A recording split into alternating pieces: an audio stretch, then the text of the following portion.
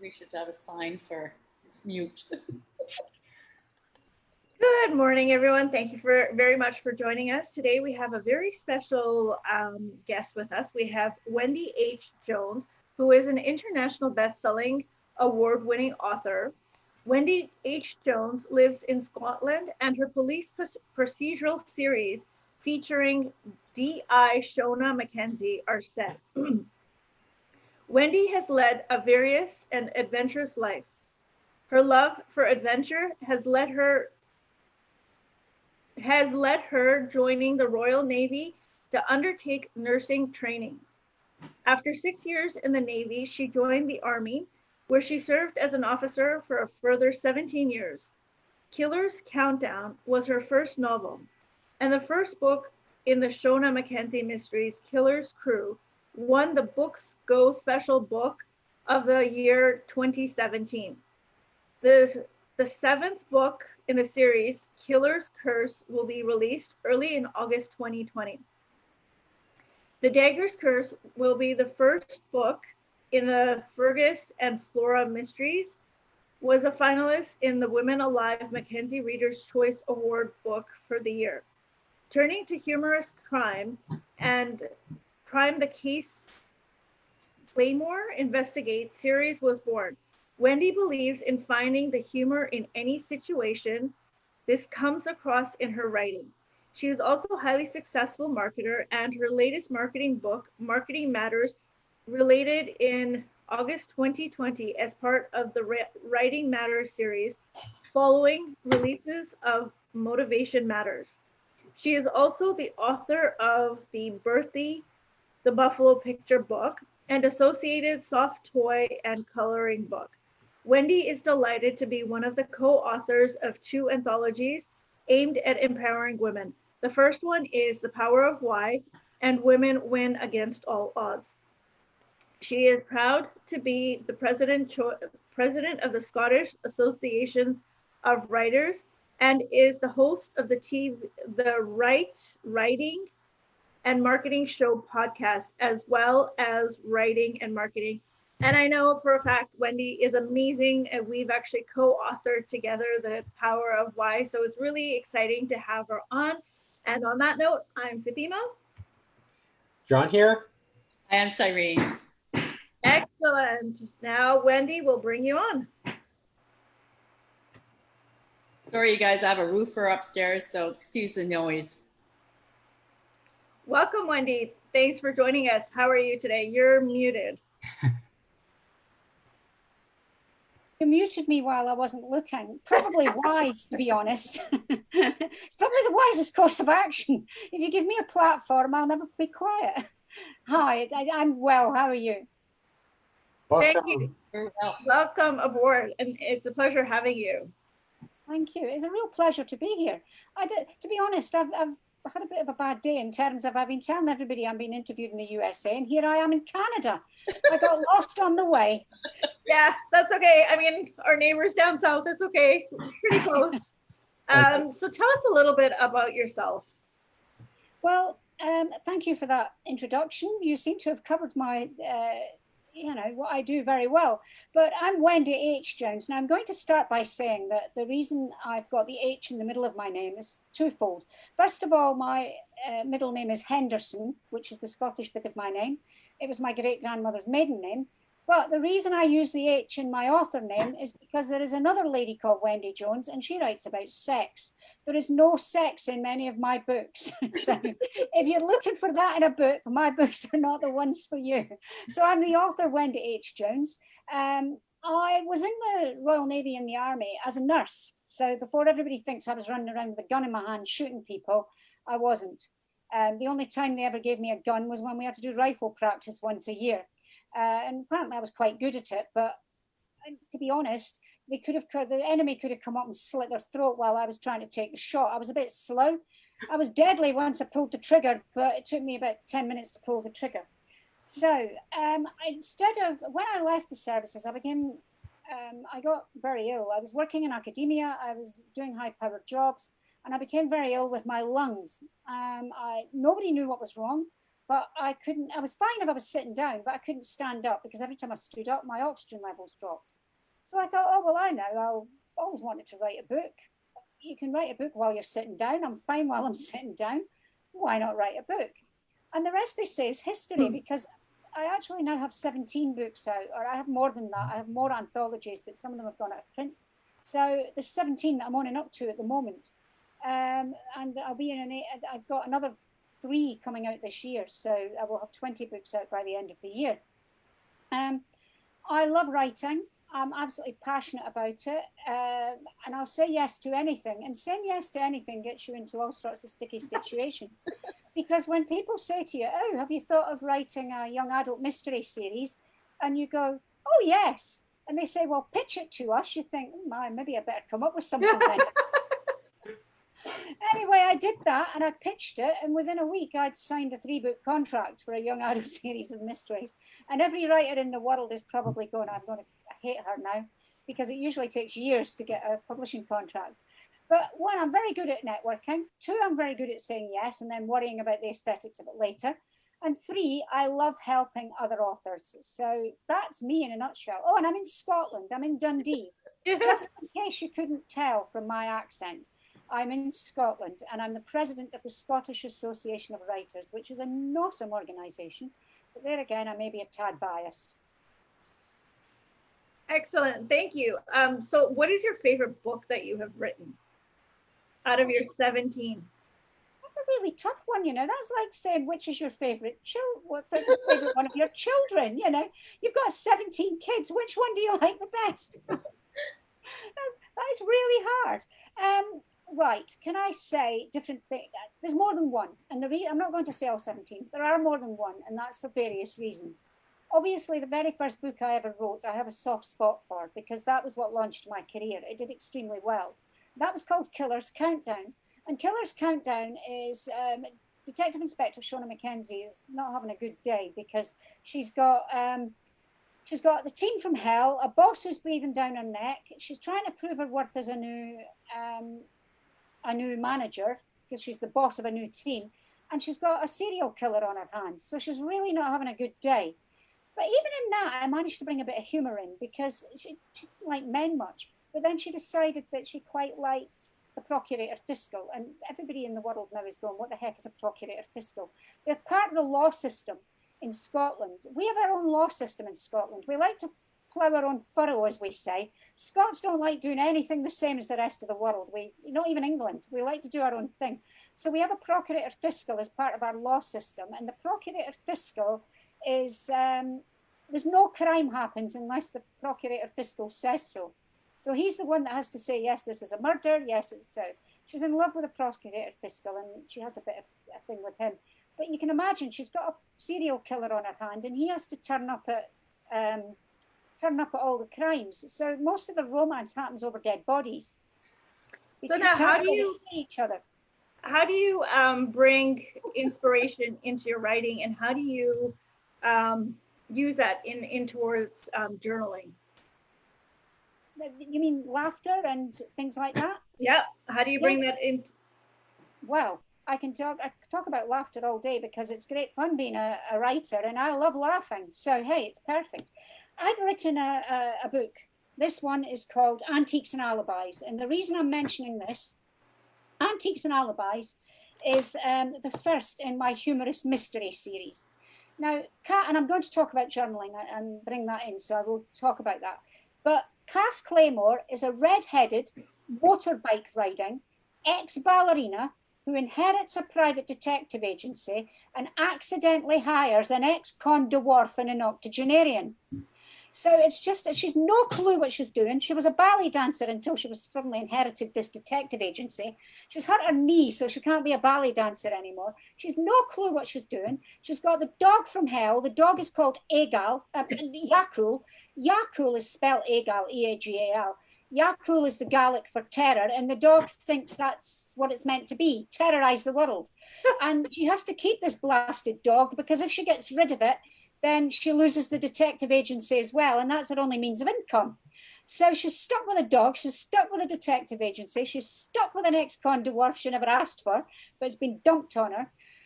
And the reason that I came up with this was a lot of it was to do with journaling and writing things down. Now, I love laughing. I love making people laugh. I try to make people laugh wherever I can. And I don't believe it or not, a Slimming World group. And somebody was in it and they were called, they said, oh, your name's Cass. And I went, oh, Cass is a great name. I'll write that down. And I wrote it down in my journal. I like the name Cass. It might come in useful in a book one day. Yeah. And I wrote that down. And then, of course, with your journals, you read them back. And I jot things down in journals that I think, I do a lot of things with journals. I talk about my feelings. I talk about all sorts. But I jot a lot of things down that might come in useful for books. So when I thought I could write a humorous series, I thought, well, Cass is a great name. I'm going to use that. And then I said, what name would go with Cass? It's Scottish. So I came up with Claymore. And Claymore is a Scottish sword.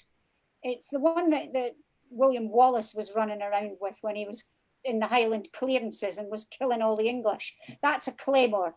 Yeah. So she's Cass Claymore. But I've got a t-shirt and it says, anything you say may be taken down and used in a book. And it's true.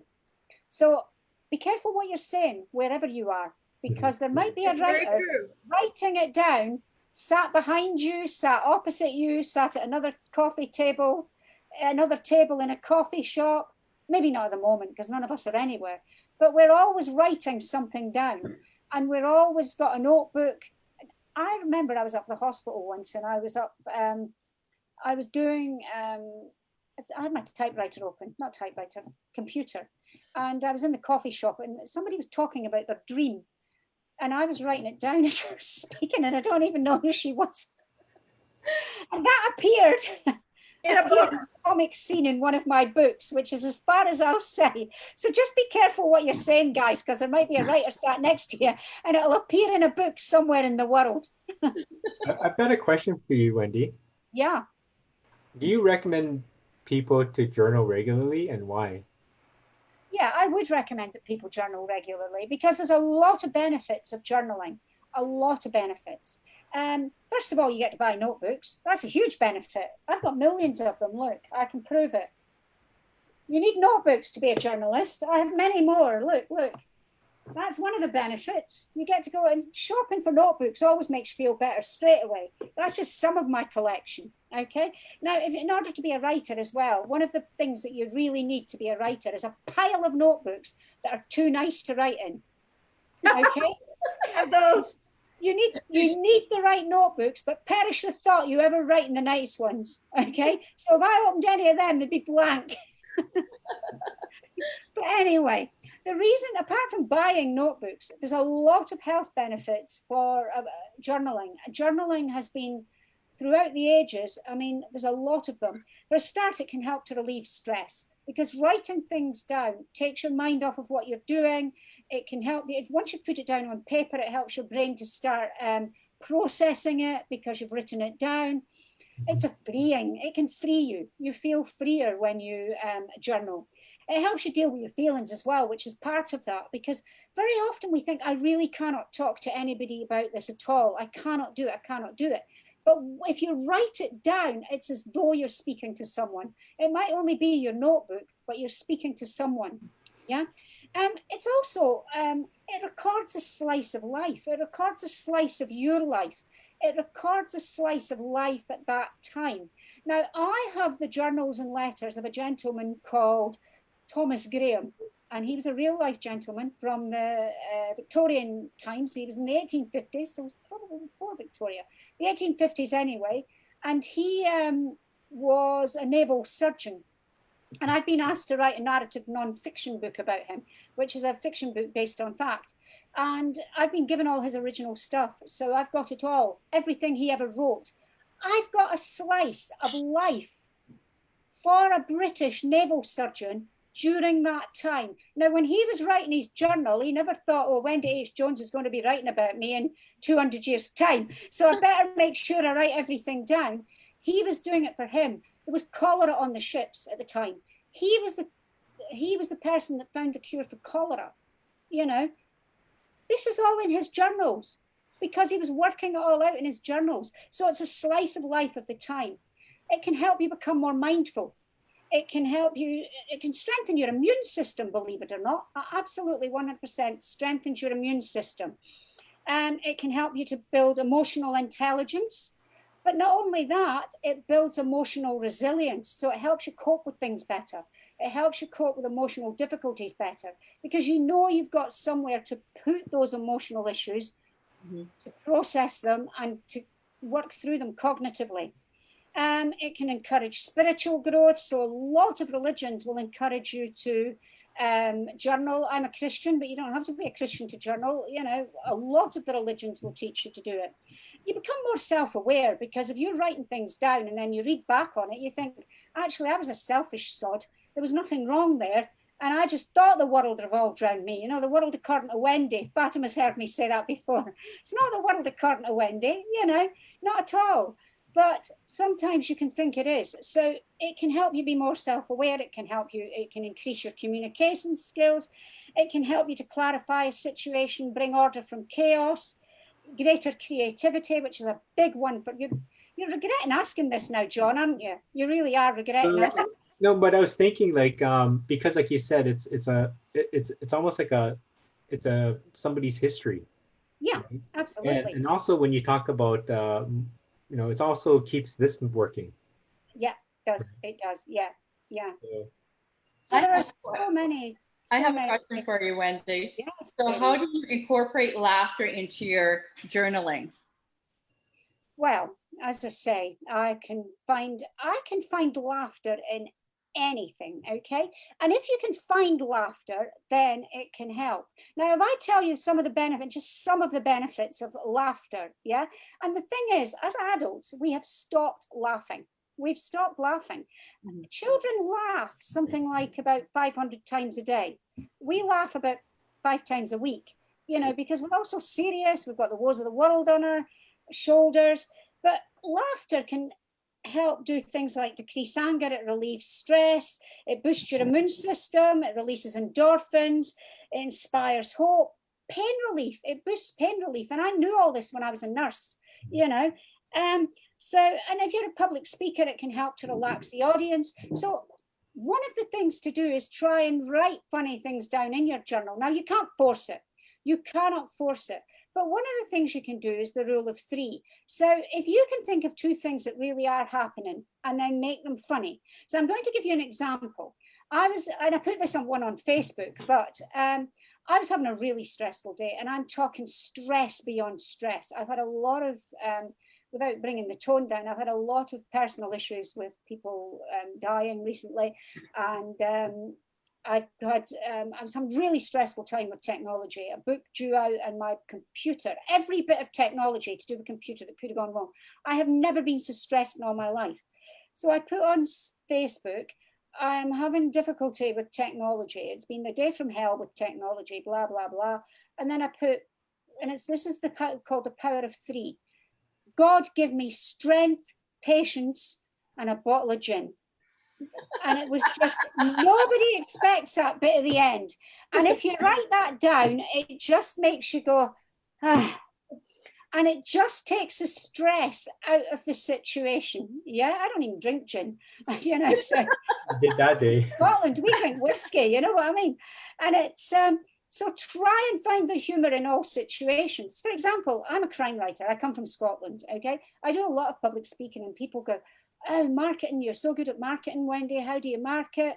And I write a lot of things down about marketing and everything in my journal. But one of the things I wrote, and it's so true, yeah, is if I cannot sell books and I'm a Scottish crime writer, then I'm useless, because our biggest export in Scotland is whiskey. Our second biggest export is crime writing. So the rest of the world thinks we're a bunch of drunken murderers.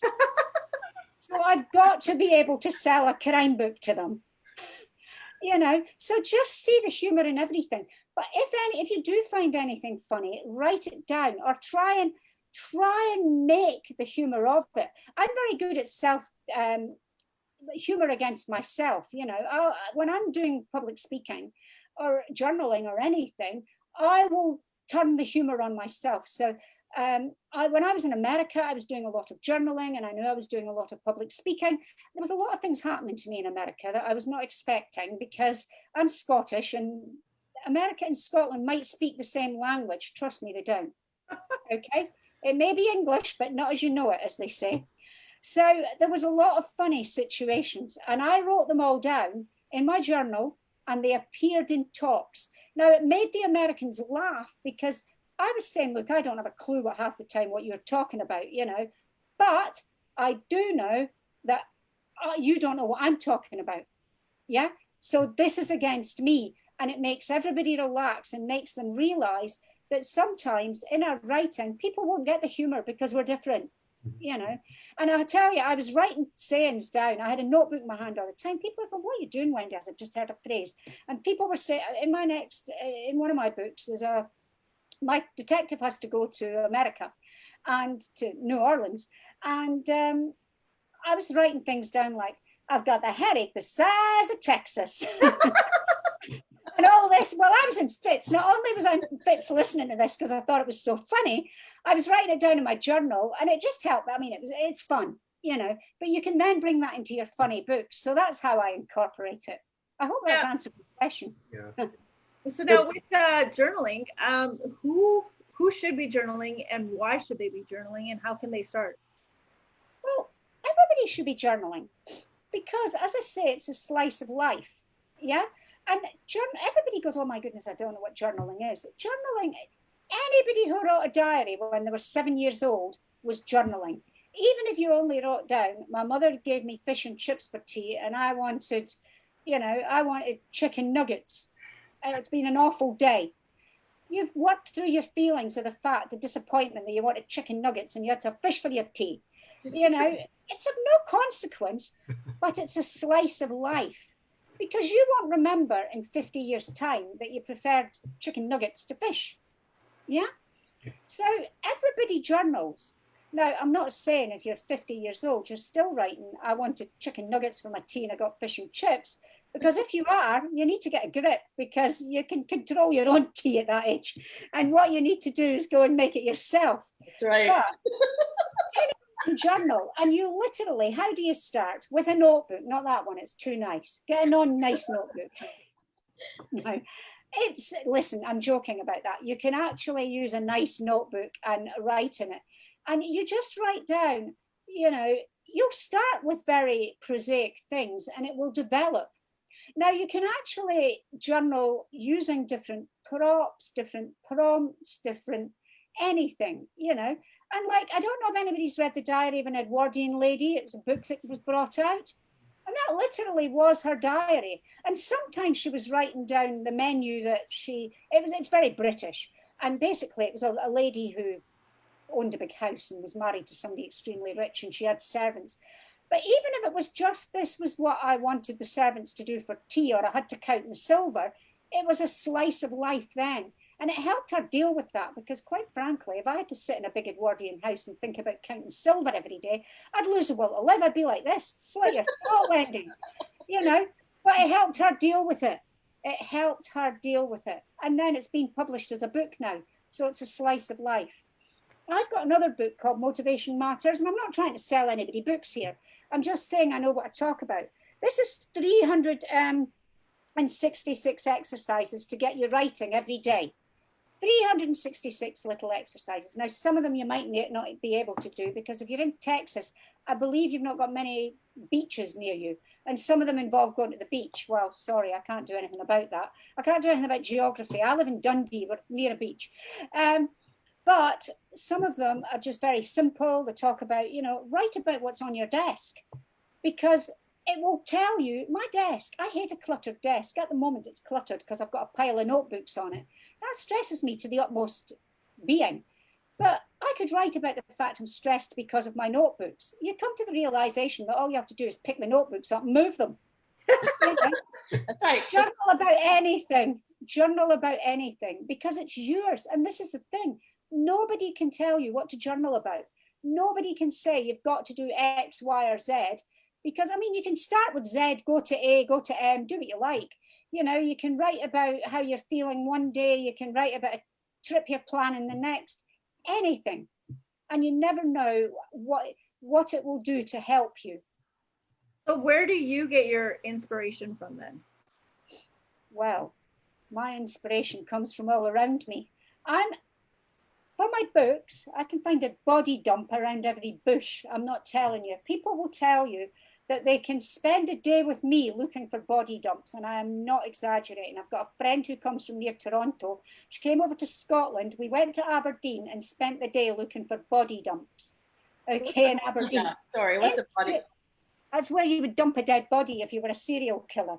Oh, okay. Sorry. Okay? Okay. I can find inspiration anywhere whatsoever. I could come and visit you. Don't worry, I won't dump any dead bodies in your house. But there's inspiration everywhere if you look around you. Inspiration for everything. There's funny things happen to you, you know, all around. You could be sat on an airplane and the air hostess drops a cup of tea in somebody's lap. Well, it's not very funny for the person that's got tea in their lap, but you could be at the back of the plane going, you know, trying not to laugh out loud, because if they're burnt, it's a total different kettle of fish. It's not funny. But it is funny, really, if you're not the person involved. And you're probably thinking, this woman's awful. Why did we invite her on our show when she's laughing at people's misfortunes? But things happen if you can turn them around and make them funny.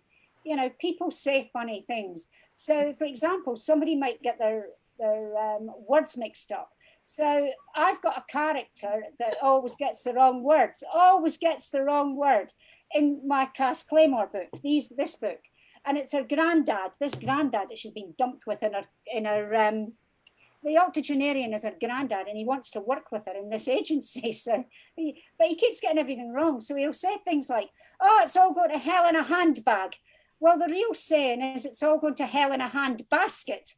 Yeah, so he gets everything wrong all the time, and it's so this play on words. Anything at all can make you laugh, because life is funny. At the moment, we can think it's not funny because we are going through some terribly, terribly tough times. But if you can find the humor in it, then that helps. So now here's actually a new technique I've heard for journaling. It's called dot journaling. Do you use it? And if so, how? Dot journaling? Yes. It's not one I've heard of, so no, you'll have to enlighten me, Fatima. See, we can always learn. So I'm on tenterhooks now. So dot journaling is basically like you have, you know, like notebooks after notebooks after notebooks. And instead of writing out your feelings, your emotions and whatever, you actually just write, do dots like all over the page, but it's like a pattern that you're creating. And people use it when they're stressed and whatnot, and they just go crazy with the dots, like all over the place. Wow. No, I've not heard of that. But really, if you can't think of anything to write, draw something. Yeah. You know, or sketch something. Even if you can't draw. I mean, I couldn't, if somebody said to me, draw me a picture and I'll give you £1 million, I'd have to say, I'll have to find somebody else. I can't draw, seriously, I really cannot draw. But why not draw in your journal? Because who's going to see it? And I mean, if somebody does read it in 200 years' time, what does it matter? You're not going to get embarrassed when you're in 200 years' time, because you'll be, you know, somewhere else, not worrying about somebody reading your journal. So now, as we are coming to an end, do you have 5 tips that would help people who are starting to journal in a way that would actually be beneficial and they could stick with that habit? Yeah, well, first of all, I really do mean get yourself a nice notebook, because if you do have a nice notebook, you're more likely to carry it on. Yeah, so get yourself a nice notebook, a nice pen is my first tip, because here's my notebook. I'm in awe. I need to aspire to that notebook, Fatima. I'll have to come across and get one. Yes, please do. I will. Oh, look, you guys have got the most awesome notebooks. Now I'm jealous. I'm sorry, but you're making me jealous. Oh, no. Over there. Seriously, you're up in the ante by the minute, Fatima. You're meant to keep up. Have you heard the saying, keep up with the Joneses? Yes. Yeah, well, you're overcoming the Joneses, which is not what's meant to happen. So get yourself a nice notebook and pen.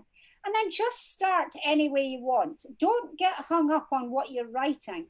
Write, and write whatever comes to mind. Just write something and do it every day. Make sure, if it helps you to do it at the same time every day, do it at the same time every day. Sometimes it helps to get up in the morning and do it in the morning. Sometimes it helps to do it later in the evening, because then you can make sense of your day. But whatever time you decide to do it, stick to that to start with, because it will give you structure. If you need something to journal about, then there are books out there that have journaling hints and tips. Buy them, and that will give you hints and tips of what to journal about every day. Write about the mundane, write about the extraordinary. It doesn't have to be something momentous every single day. I think I've given you 5 now, haven't I? I can't count. You can keep going. I'm useless with numbers. That's why you're a writer, not a mathematician. Not a mathematician. Exactly. So Wendy, do you consider like journaling also, I know this may be the same or may not be, but kind of writing down gratitude? You know, yes, absolutely. Gratitude is, well? yeah, absolutely, 100%. Gratitude journaling is brilliant, because that can help lift your mood as well, because you actually then start to think, what is going well? Because to be honest, as humans, it's human nature to focus on what's going wrong, and we forget about what's going right. Right. So on that note, I mean, thank you so much, Wendy, for coming on. That it's been very insightful and very humorous as well. So what we have learned is that basically write anything, so you can either turn it into a book, you can get inspiration, work through your feelings, and work on some gratitude. So journaling is for everyone and anyone, and you just want to start.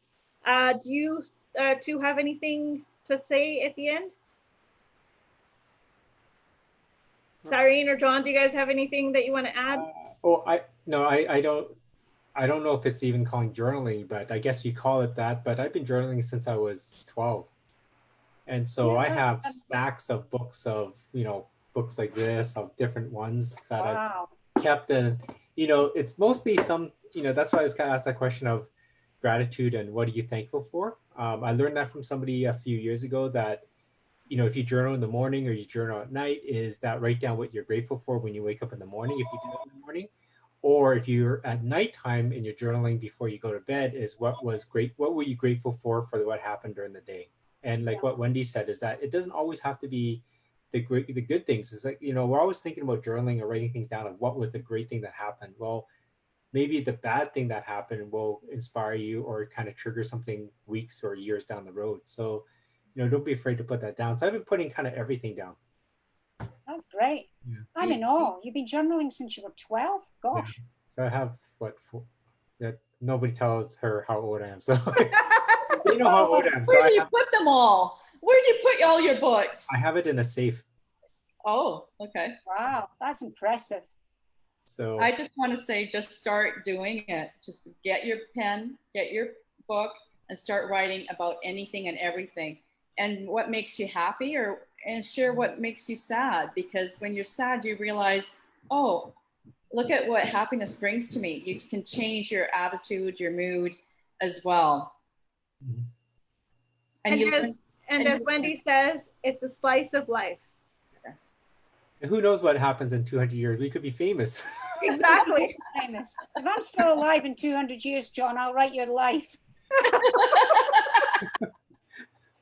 Well, again, thank you so much for joining us.